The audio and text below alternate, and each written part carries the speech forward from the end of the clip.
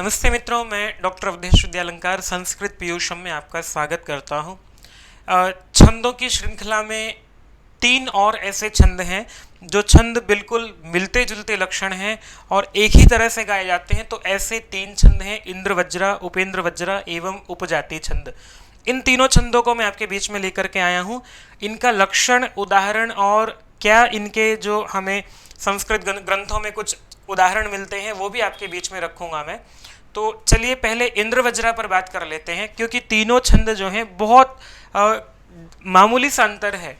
तो कोई विशेष अंतर भी नहीं है, परंतु अंतर को समझना बड़ा आवश्यक होता है, क्योंकि परीक्षा में यहाँ से प्रश्न पूछे जाने की संभावना अधिक रहती है। तो इंद्र वज्रा को देखते हैं। इंद्र वज्रा का लक्षण वृत्त रत्नाकर में दिया गया है। स्यादिंद्र वज्रा यदि तौ जगौगः। स्यात् इंद्र वज्रा, वो इंद्र वज्रा हो जाए यदि उसमें क्या क्या हो, तौ जगौगः।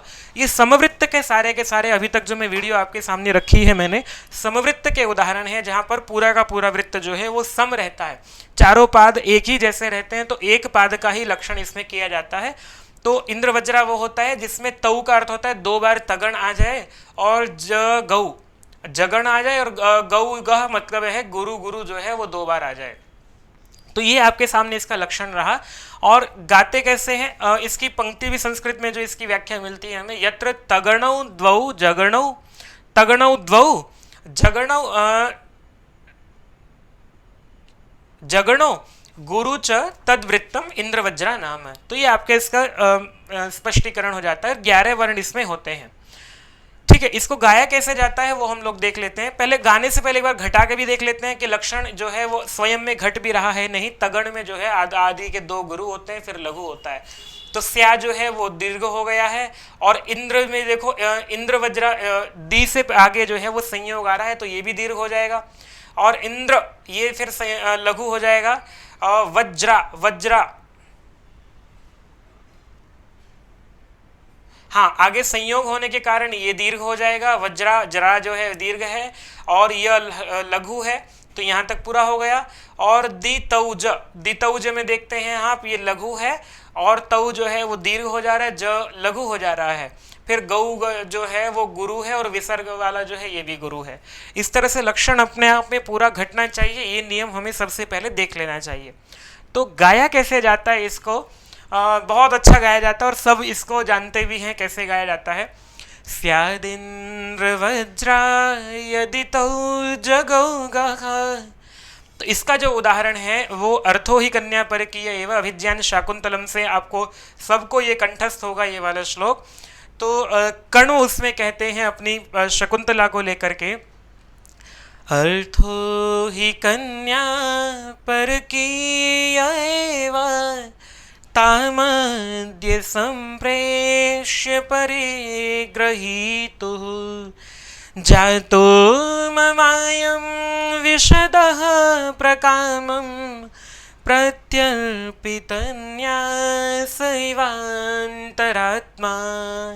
बहुत सरल है इसको गाना, तो आप लोग जानते भी हैं। इसी तरह से जो है वो उपेंद्र वज्रा छंद आता है। उपेंद्र वज्रा छंद का लक्षण जब हम देखते हैं, उपेंद्र वज्रा में भी यही है, ज्यों का त्यों, थोड़ा सा अंतर आ जाता है बस। जैसे आरंभ में यहाँ 2 तगण थे, तो यहाँ तगण के स्थान पर जगण आ जाता है, बाकी सब कुछ वही रहता है। इसलिए इसका नाम है उप इंद्र वज्रा। इंद्र वज्रा के जो समीप है बिल्कुल, थोड़ा सा अंतर आता है इसमें।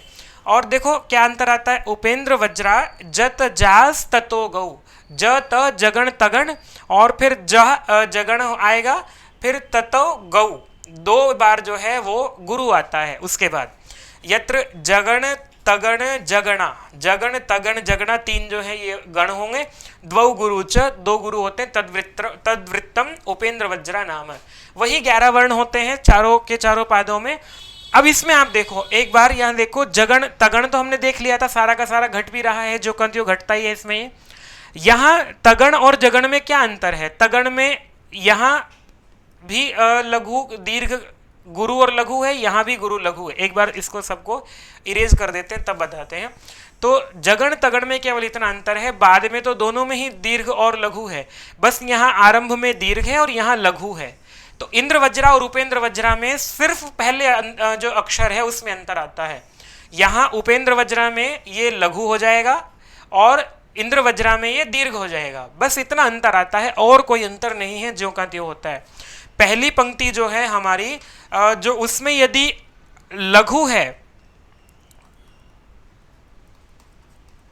प्रथम पंक्ति लिख लेता हूं मैं। प्रथम पंक्ति में यदि लघु है तो क्या होगा, वो हो जाएगा जी उपेंद्र वज्रा। देख ही रहे हैं आप यहां पर। और यदि दीर्घ हो जाता है या गुरु है तो गुरु होने से वो हो जाएगा इंद्र वज्रा। बस इतना अंतर है, और कोई अंतर नहीं है। ठीक है जी। वही ऐसे ही गाया जाता है ये भी। उपेंद्र वज्रा जत जास्ततो गो त्वमेव माता च पिता त्वमेव त्वमेव बन्धुश्च सखा त्वमेव त्वमेव विद्या द्रविणं त्वमेव त्वमेव सर्वं मम देव देव। तो इस तरह से जो है ये उपेंद्र वज्रा गाया जाता है। उपजाति में क्या होता है, उपजाति में इंद्र वज्रा और उपेंद्र वज्रा दोनों का जो है वो क्या होता है, मिश्रण होता है। एक पंक्ति जो है वो उपेंद्र वज्रा की होगी, एक इंद्र वज्रा की होगी, तो ये उपजाति हो जाता है। इसका लक्षण भी जो मिलता है हमें, अनंतरोदीरित लक्ष्म भाजौ पादौ यदीयौ उपजातयस्ताः इत्थं किलान्यास्वपि मिश्रितासु स्मरन्ति जातेष्विदमेव नाम। तो ये आपको जो है अनंतर उदीरित लक्ष्म भाजौ, जो अनंतर उदीरित है, तुरंत बाद जो कहा गया है, वो ही वाले लक्षण इसमें घटते हैं। मतलब एक के बाद जो है तुरंत दूसरा लक्षण घट जाए। जाति के बाद जो है इंद्र वज्रा के तुरंत बाद उपेंद्र वज्रा जहां आ जाए। इससे ऊपर असल में क्या है, इंद्र वज्रा और उपेंद्र वज्रा दोनों छंद आ रहे थे वृत्त रत्नाकर में। ये वृत्त रत्नाकर की पंक्ति है, ये वाली मैं लिखना भूल गया यहाँ पर। तो यही कह रहा है कि यदि ये उपजातय, ये दोनों जहां पर जो है उसको उपजाति कहते हैं। ताह उपजातय, वो उपजातियां कही जाती हैं जिसमें यदि ये दोनों जो हैं वो अलग अलग एक पाद दो पाद जो हैं वो अनंतर, जो उदीरित लक्ष्म है, ऊपर जो लक्षण कहे गए हैं, इससे ऊपर जो इंद्र वज्रा और उपेंद्र वज्रा लक्षण थे उनके लक्षण थे, ये जो लक्षण कहे गए हैं ऊपर, वो यदि अनंतर एक के बाद एक आ जाएं, कहाँ, पादों, दोनों के दोनों पादों में वो दिखाई दे, तो उसको हम उपजाति कहते हैं। ये इसकी सामान्यतः परिभाषा है। 11 वर्ण होते हैं, बस इंद्र वज्रा उपेंद्र वज्रा दोनों आते हैं। तो ये ध्यान रखना है कि जैसे आप यहाँ देखो, यहाँ पर क्या होगा, इंद्र वज्रा उपेंद्र वज्रा को जानने का अगर एक ही रहेगा, अगर खाली यहाँ पर लघु हो, ये लघु दिख रहा है, ये भी लघु दिख रहा है, यहाँ फिर ये दीर्घ हो गया, ये लघु हो गया, तो इसमें क्या है, शुरू के दो कौन से हैं, उपेंद्र वज्रा। अभी हमने देखा था ना, लघु जहां होगा वो उपेंद्र वज्रा हो जाएगा, और ये भी उपेंद्र वज्रा हो गया है, और जहां दीर्घ हो जाता है वो इंद्र वज्रा हो जाता है। तो यदि आपको दो क्रम से जो पद्य हैं, पाद हैं, उनमें एक एक करके इनकी आवृत्ति हो रही हो, एक के बाद दूसरा छंद यदि इसमें मिश्रित हो जाता है तो उसे हम उपजाति कहते हैं। कैसे, वही गाया जाता है बिल्कुल। गुणा गुणज्येषु गुणा भवन्ति ते निर्गुणं प्राप्य भवन्ति दोषाः आस्वाद्यतो याः प्रभवन्ति नद्यः समुद्रमासाद्य भवन्त्यपेयाः। और नीति शतकम से एक श्लोक आपको बड़ा प्रसिद्ध है और आता भी है परीक्षा में, ये DSSB की परीक्षा होनी आपकी, उसमें आता ही है। स्वायत्तमेकांत हितं विधात्रा, हितम भी मिलता है और गुणम भी मिलता है, दोनों ही मिलते हैं यहाँ पर। तो स्वायत्तमेकांत गुणम विधात्रा विनिर्मितं छादनमज्ञतायाः विशेषतः सर्वविदां समाजे विभूषणं मौनम पंडितानां। कुमार संभव जो है, हम अस्ति कश्चिद वाग विशेषः सुनते हैं कि विद्योत्तमा ने उनको कहा था कालिदास को, तो अस्ति से उन्होंने कुमार संभव की रचना की। इस अस्ति ये जो लक्षण, ये जो श्लोक आता है कुमार संभव का पहला प्रथम सर्ग जो है उसका, ये वाला भी कई बार पूछा जाता है कि इसमें छंद कौन सा है। तो इसमें उपजाति छंद है, और मुझे लगता है DSSB का पेपर जो आपका हुआ था अभी, उसमें भी मुझे ऐसा कुछ ध्यान आ रहा है कि ये पूछा गया था। अस्त्युत्तरस्यां दिशि देवतात्मा हिमालयो नाम दगा, हिमालयो नाम नगाधिराजः पूर्वापरौ तोयनिधिवगाह्य स्थितः पृथिव्या इव मानदण्डः। तो ये आपके सामने जो है इंद्रवज्रा, उपेंद्र वज्रा और उपजाति तीनों छंदों को मैंने रखा है।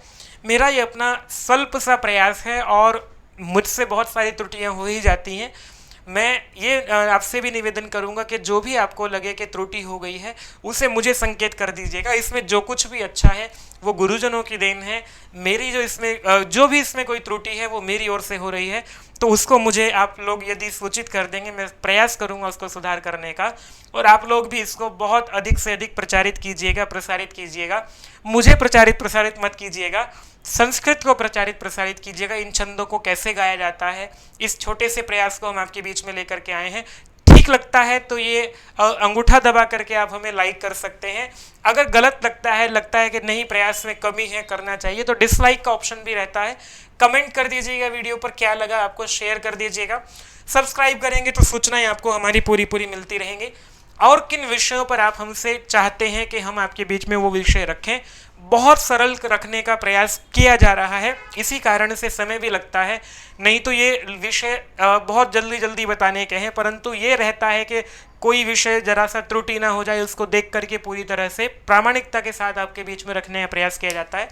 आशा करता हूँ ये प्रयास आपको रुचिकर लगेगा और पसंद आएगा, तो आप इसको हमारे साथ बने रहिएगा। संस्कृत पीयूषम में मैं फिर आपके बीच में नए विषय को लेकर के उपस्थित होऊंगा।